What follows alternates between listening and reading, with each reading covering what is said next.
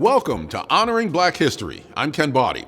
We are inside the Tony Hobson Sr. Center for Self-Enhancement in North Portland, the home of SEI.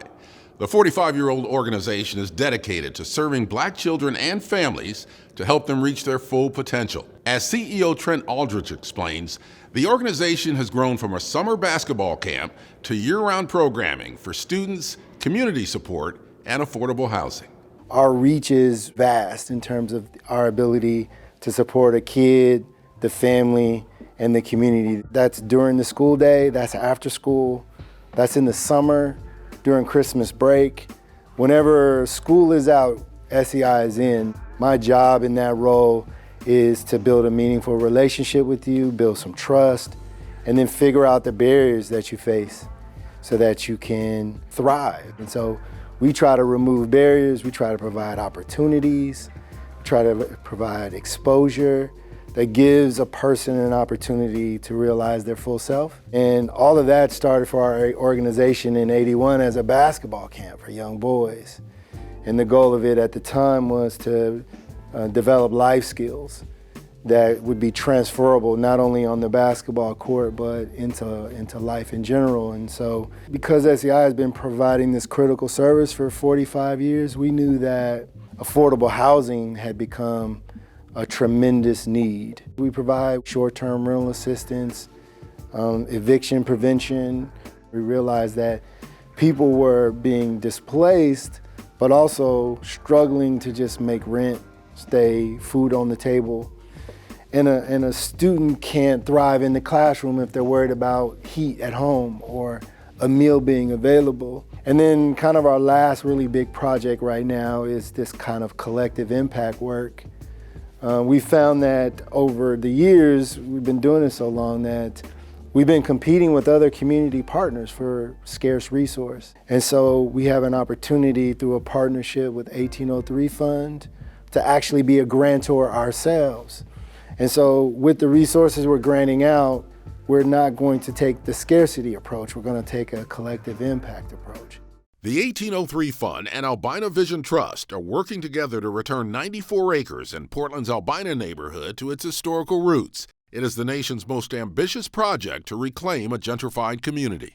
The scale and scope of this project means Black history is being made right here in Portland. This is our historic home, right? So we know that Lower Albina was home to 4 out of 5 Black Portlanders.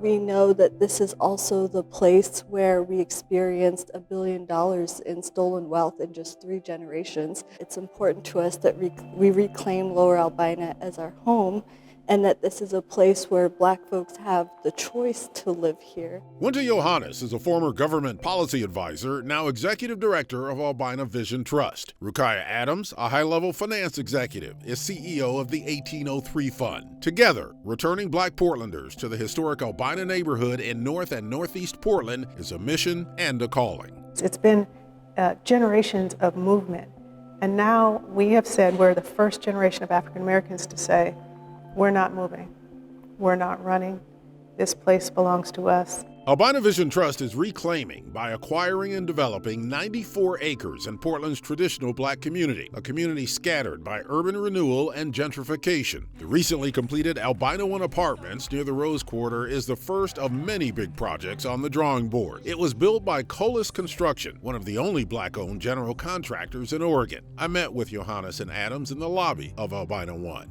This is a $62 million project that was delivered on time and on budget. That's where Rukiah Adams and her more than 20 years experience in finance and investing comes in. Her 1803 Fund is named for the year Lewis and Clark enlisted an enslaved Black man named York to accompany them on their expedition to the West. The fund was seeded by an initial $400 million from Nike founder Phil Knight. First, we're a fund, not a foundation or a general nonprofit. So we invest in and for Black Portland. The 1803 Fund recently invested $70 million to purchase these grain silos along the Willamette River in Albina, along with 10 acres of riverfront land. It's a bit of a spectacle, and it gives us the chance to execute in a part of the city that's important visually to the entire city.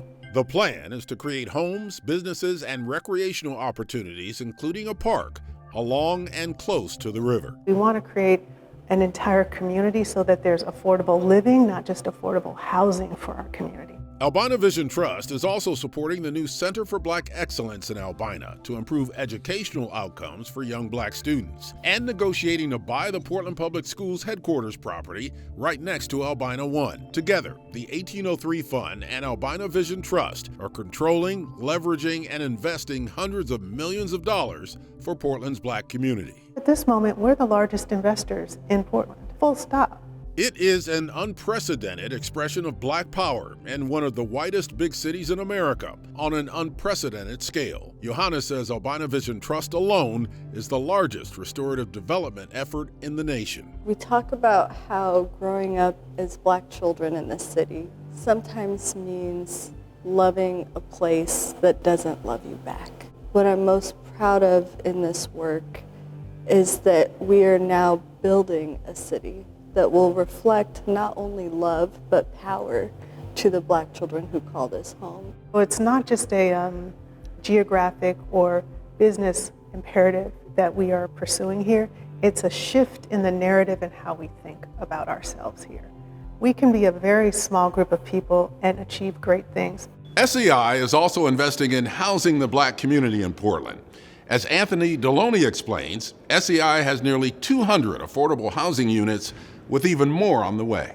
The Ronnie Herndon building is one of our first housing developments. We started this process a few years ago to make sure that, as our people matriculate through the program, that we have something on the back end where they can live safely in the community and begin to lay roots back in our community. We want to make sure that we have places that our families can call home here in the community. So we really made an effort to target families, larger units where the family could stay together and not live on couches and really have something that they could call home for that moment. We want to give people a path to ownership and stability. So we have about 180 units that families are living in. I think getting into the housing has been really just a natural progression, right? It's exactly what we should be doing at this point in our history.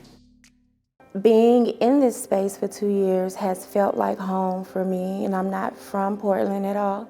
I'm from Birmingham, Alabama. Upon coming here, it was very much a culture shock to me, and I was longing for a community, and I found it. I found it here. I found it in this neighborhood and through SEI. I was in a domestic violent situation that displaced us. And my children, loving me the way that they do, just reached out for help outside of me. They went to school and they talked with their administrators and some of the people that were involved in Sun School. And Sun School reached out to me personally and provided us a place to stay, temporary housing, and my son told them we didn't have a kitchen. And so, they brought in all these things, these pots and pans, and just made our little hotel room feel comfortable. And it was around Christmas as well. So they just stepped in and gave me hope, something that I didn't have at that moment. For me, it meant support. It gave me a sense of protection. It felt like family and community, especially being so far away from my family. It was the community that I needed, me and my children. When we come back, we'll introduce you to some of the SEI alums who are making an impact from the classroom to the boardroom.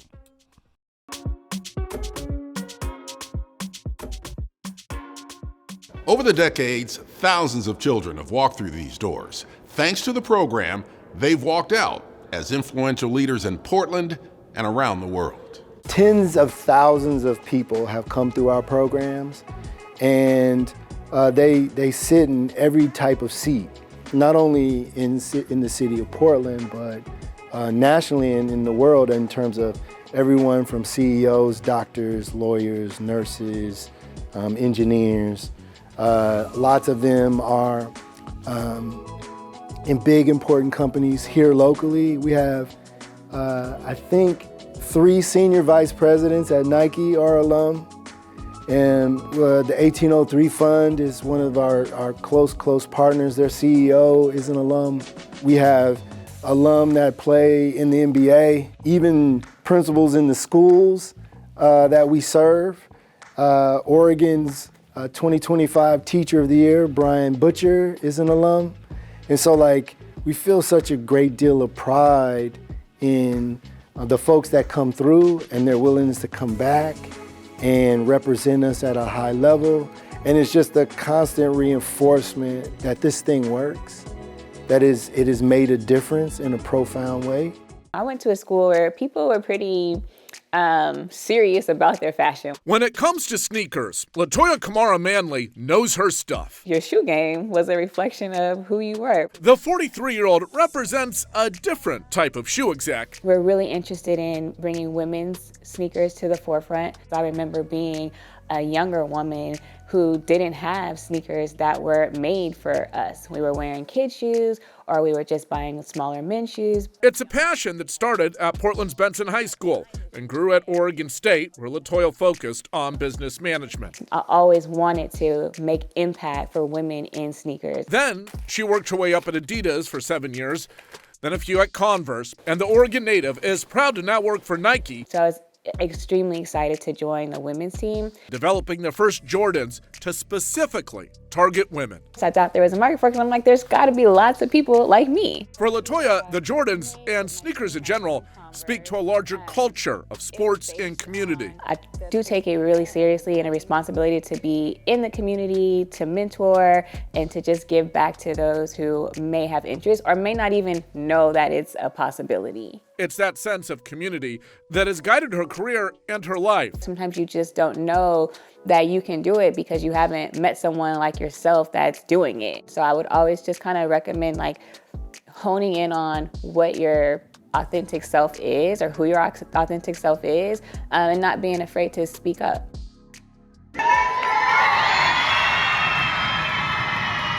I have my hands in a lot of things at Beaumont, so to know that there was this impromptu assembly was a huge surprise, because it was what are we doing and why don't I know about this? Brian Butcher thought it was just another school assembly. But as he stepped into a gym packed with cheering students and state officials, the 7th grade math teacher realized the community was finally turning the spotlight back on him. It was a rare moment of public recognition for a man who usually does his best work behind the scenes. I think I just come from a family of people who care about the community. To combine it with my like for school and a chance to give back was just a perfect mix. A Portland Public Schools alum himself, Butcher is now a mirror for his students. In a state where black male educators and students have historically been underrepresented, his presence in a math classroom is a statement of its own. I did not have many black educators in my time with PPS. They get to learn from a black male educator in math. Nonetheless, in mathematics is really awesome. That representation is not lost on his students. For Kingston and Takeo, Mr. Butcher isn't just a teacher. He's a connection to their own potential. Just having a teacher the same color as me really gives a safety in my brain that there's a thing in me that I feel connected to him in a way how he teaches. It definitely made me feel more comfortable and have more fun at school. Butcher's influence extends beyond the grade book. 6 years ago, he founded the Black Student Union at Beaumont to ensure every student feels like they belong. And whether he's leading a BSU meeting or teaching algebra in some fresh kicks, he always shows up as his true self. One day it can be a button-up shirt, the next day it could be a hoodie and some shoes that they see on TV. I don't know, right? Yeah. But it's truly me being in this space and knowing that you can learn from anybody. As the Teacher of the Year banner now hangs in the school halls, Butcher remains focused on his 2 guiding principles: respect and effort. He says true results aren't found in test scores, but in the community being built every day. Probably have the best teacher in the state right now teaching us, and it's a really good feeling that we're in a safe space, we're in a good space. If you're giving me effort, I can take you to where you're trying to go. Another SEI alum helped develop one of the newest spaces here at the headquarters. Trent Aldridge takes us inside the Tech Lab. This room is special to us because we know the future is going in this direction, and how do we stay ahead of that? And our job is to expose, enable, and empower students in the tech, AI, and energy space. Right here is our e-gaming systems. This is state-of-the-art. We know that e-gaming is considered a sport now, and so all of the things that students can learn about it, we can develop teams for students to participate in. We have laptop carts, high-end computers where students can work as individuals to do group work, coding, design work. We have an AR and VR section. We have really high-end design tools over here with 3D printers. Anything that a student can use technology to develop a skill that will be transferable to any part of their life moving forward. This space allows it. And it's special how it all came together. So one of our alumni who got our largest scholarship went to the University of Oregon to be an architect. And I reached out to her and I want to design one of the coolest tech spaces in Oregon. She works with ZGF, who remodeled the airport. She got ZGF to do the design work pro bono. And that's the whole circle, right? To give back. The people who participated that become these incredible professionals and then in turn come back and lift up the community they're from. There's a new Black-owned business downtown that's pouring love into Portland one cup at a time. Elizabeth Dinh talked with the owner of Drip Drop Coffee about their mission to create a space where everyone feels seen, heard, and fed. Our goal was to create an environment that was comforting, welcoming, but also would generate productivity, whether it be you're an artist, you want to come and do your thing, or if you're having business meetings, or if you're literally just out and about downtown on the weekend. We wanted to provide a space that was comfortable, made you feel like you're at home, which is why we have the tables and the chairs that we do. Owner Marcus Nettles opened the shop in March of 2025. We just wanted to be, a little bit different than every other cookie cutter coffee shop in town and represent our community behind the counter, which is hard to find in Portland. That representation as a Black business owner is something Marcus is very proud of. I think it's very important because of, the stereotypes and the different stigmas that people feel or think is a reality versus what actually is reality. So it's just been important to me to be here, represent us, and provide a space that people really, really enjoy and want to come back to. From authentic interactions to personal details like the names of the food and drinks on the menu, Marcus pours fun influences into his business, like the Dude, Drip Drop's signature sandwich, named after a character in his favorite movie, The Big Lebowski. We have the Dude, which has literally put us on the map. We ate these waffles with eggs and cheese at the house, and we both took a bite and looked at each other I think this is what we have to sell. Selling the kinds of food and drinks he and his team already enjoy, it's another reflection of the genuine vibes you'll find at Drip Drop Coffee. It's super rewarding to know that we can just pour ourselves into something without having to fake it or try and create it, and that people are accepting it.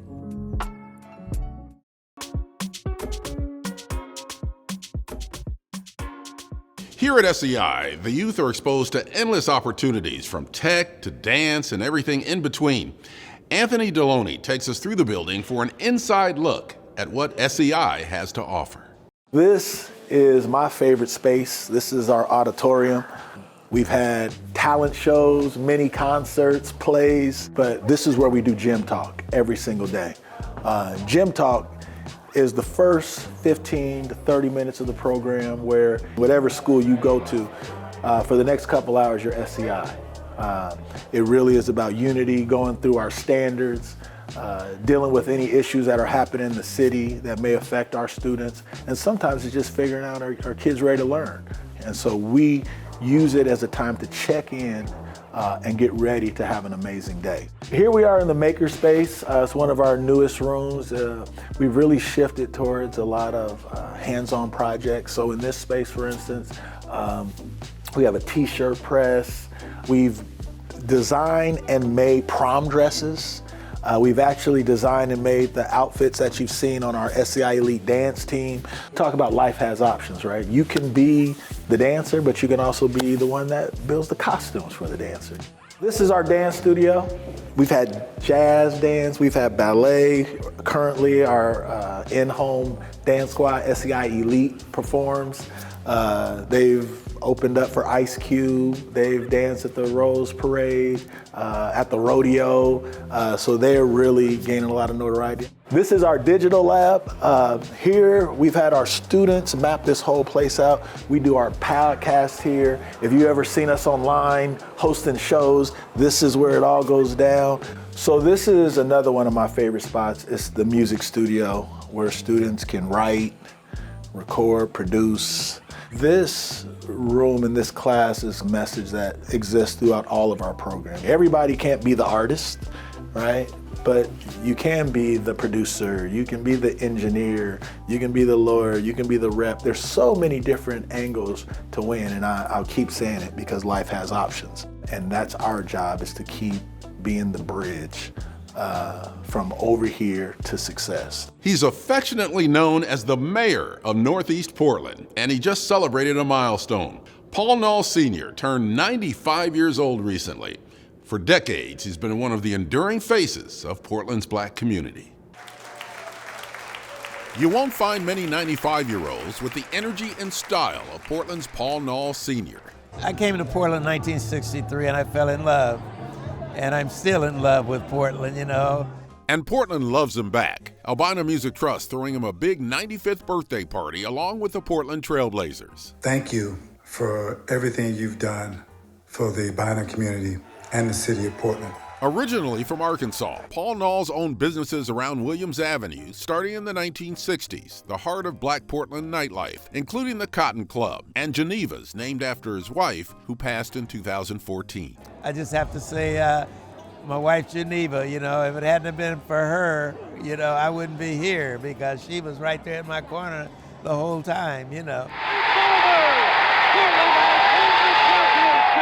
When the Trailblazers won their only NBA championship in 1977, Geneva's was where the Blazers and seemingly the rest of the city partied until the early morning hours.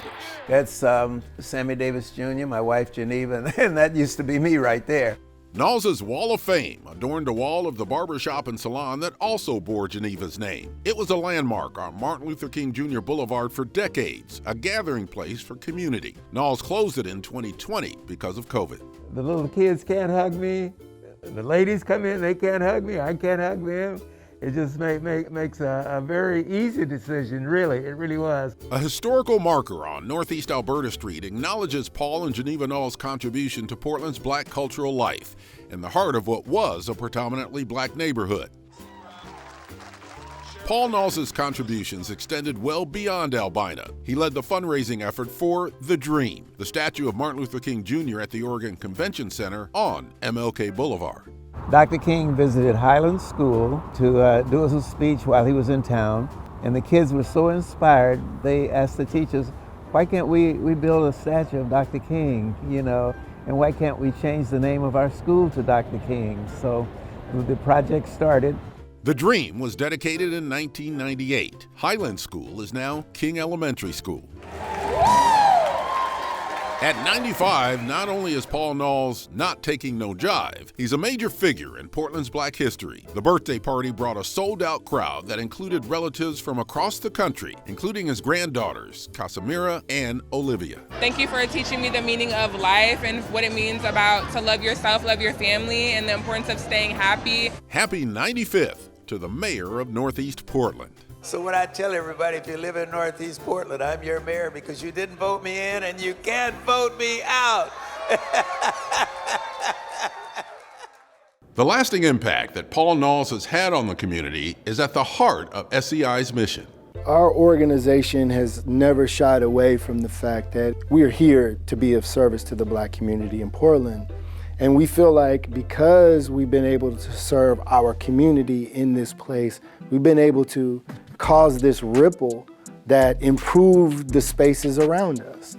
And so SCI has had a tremendous impact on the city of Portland. And I think the work that we do, it proves that when all groups elevate, the city elevates. SEI offers after-school activities, camps, and community events throughout the year. You can go to KOIN.com to check those out and even make a donation to support the work they do. Thank you for joining us for Honoring Black History.